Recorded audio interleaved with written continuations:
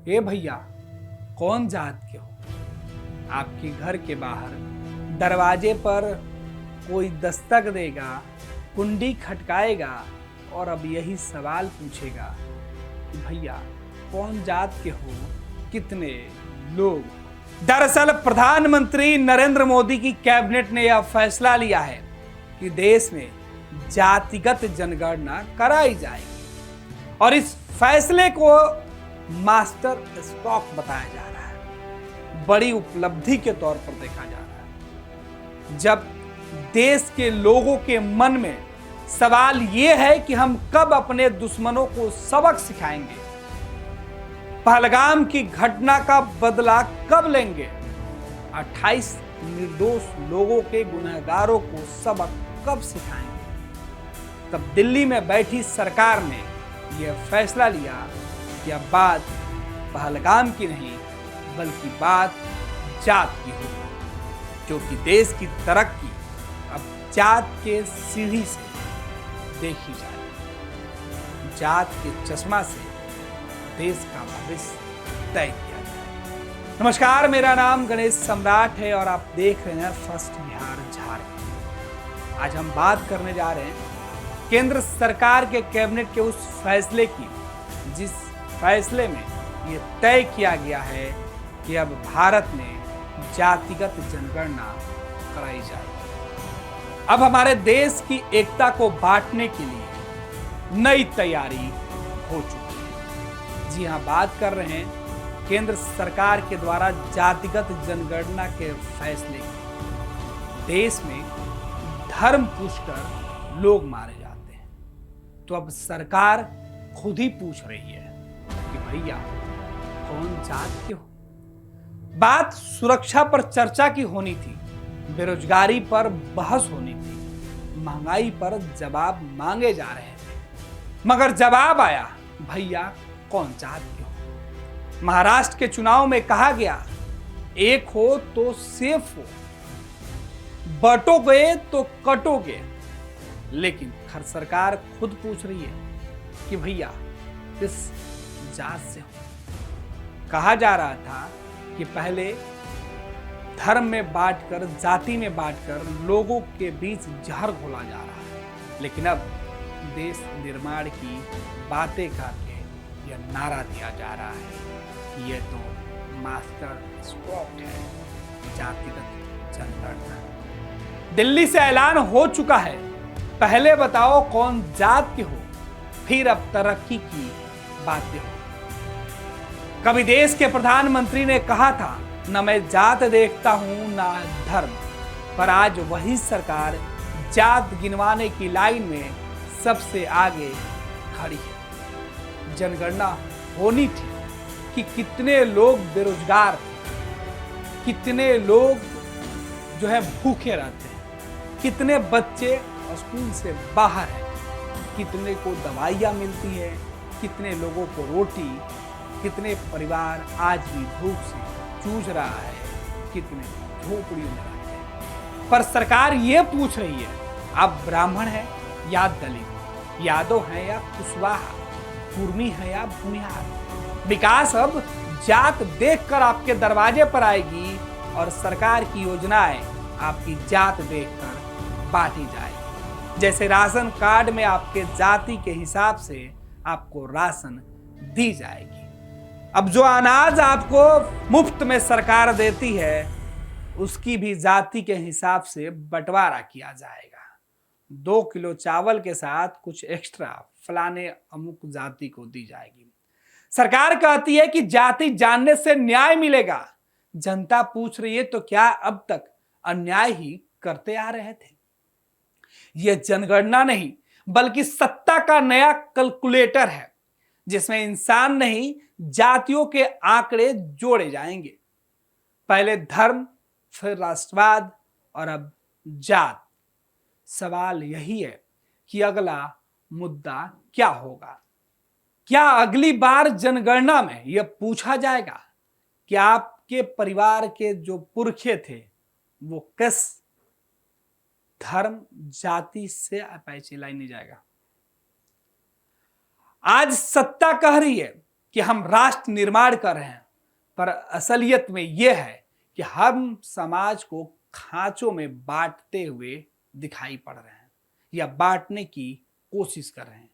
एक और पाकिस्तान के खिलाफ मास्टर स्ट्रोक की बातें हो रही है, दूसरी ओर तो अपने ही नागरिकों की बांटने की रणनीति सरकार बना रही है। इस वक्त सवाल ये पूछा जा रहा है कि जात नहीं, हमें हक चाहिए, धर्म नहीं, हमें काम चाहिए, बेरोजगारी नहीं, हमें रोजगार चाहिए। लेकिन सरकार उसके बदले ये पूछ रही है, रे भैया आप किस जात के हैं?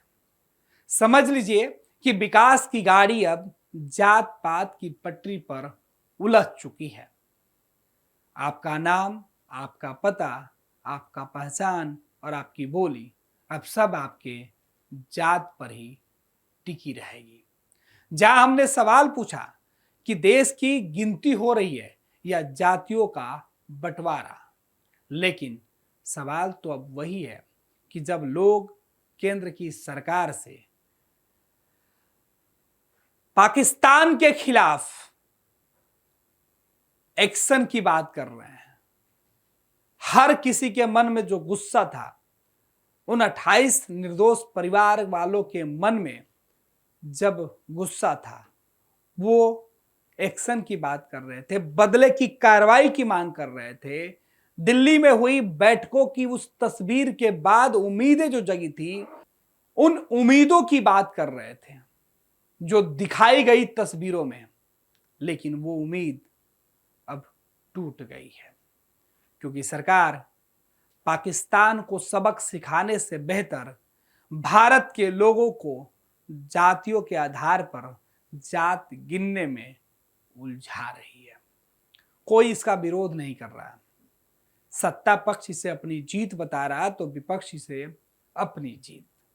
दरअसल जाति के आधार पर राजनीति होता है।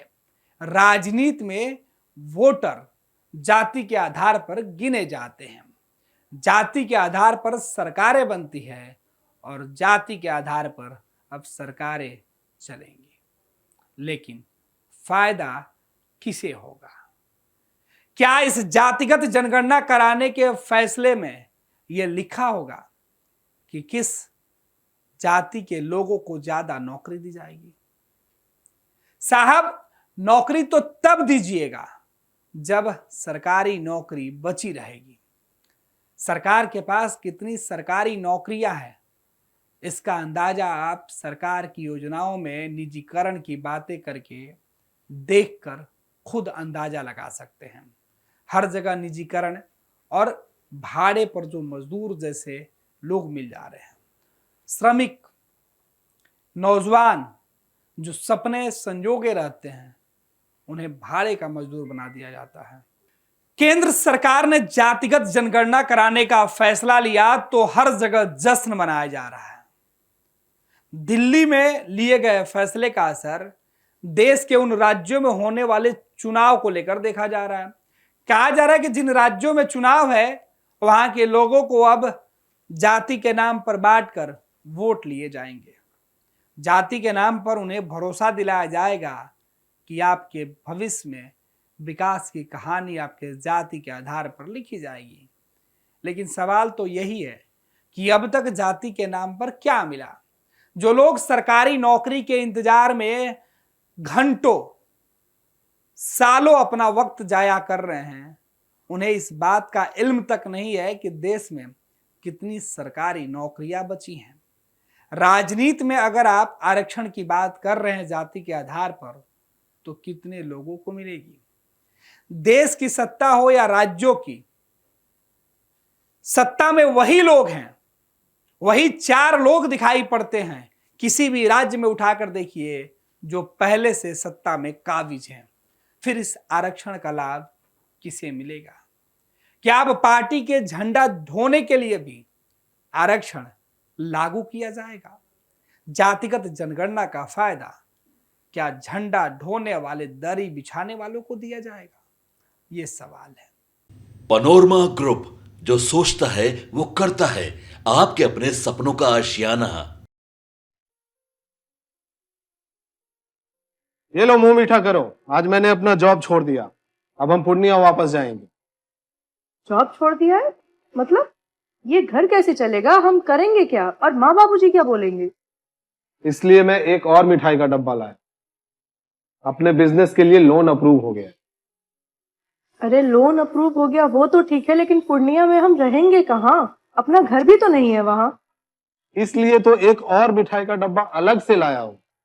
हमने पूर्णिया में घर ले लिया है, पूर्णिया के ई होम्स पैनोरमा में।